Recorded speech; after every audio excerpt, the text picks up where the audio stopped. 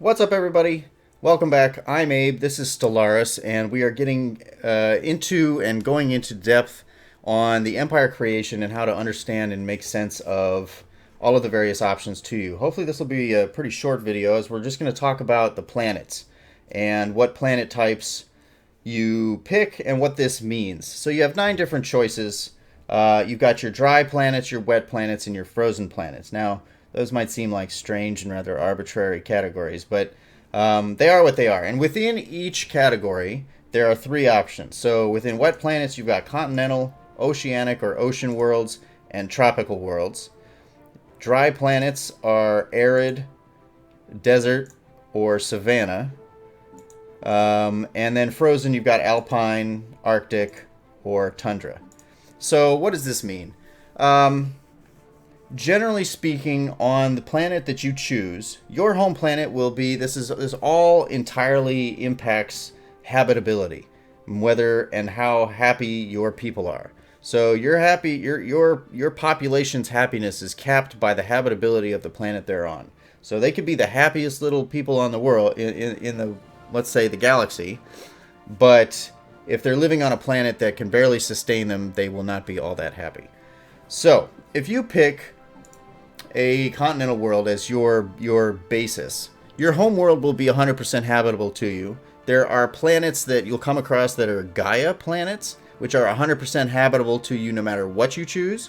But the vast majority of all the planets in your solar system or in your galaxy are going to be a spread across these 3 categories. So every other continental planet that you encounter will be 80% habitable to you. And if you encounter ocean worlds or tropical worlds, anything within your column, but not the item that you've chosen, will be 60% habitable, right? So it's workable, but until you start to really research up, it's not ideal. And then out here, it gets down to 40 and 20%. And I'm not exactly sure. I want to say that it's probably 40% on the same horizontal line, but 20% for opposite or other horizontal lines. But either way, they won't let you inhabit, colonize, or settle planets that are below, I think, 60%. So you'll be able to colonize ocean worlds and tropical worlds if you want, without needing to terraform them. But you will probably need to terraform any of these in order to get them to where they need to be. Now, once you've terraformed them, you'll be able to turn them into continental worlds, and their habitability will be 100%, I think, if you do that. By the time you're able to do that and you have the resources to do that, you'll probably also have researched a little bit of habitability science, and so yeah, it's hard to know exactly what it normally would be if you hadn't researched any of that, because that just sort of comes along with it. So that's your planets, and here you also just get the frivolous choice of getting to name the star in your system, your homeworld's name, and what the starting solar system is. So if you chose a bunch of different names for yourself, you could still start in our solar system, and it's called Sol, and it'll have all the planets in it that you recognize. And it's got a few others that you can choose from. Well, just random, Sol, or Deneb. I'm not sure what Deneb is from, but either way.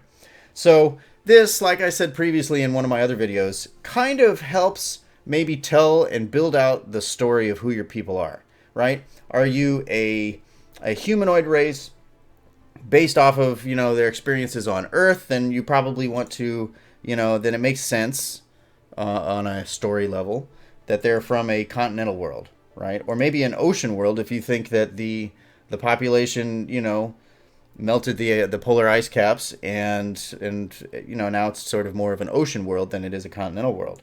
If you're a bird species, then maybe you live out in the savannah. I don't know.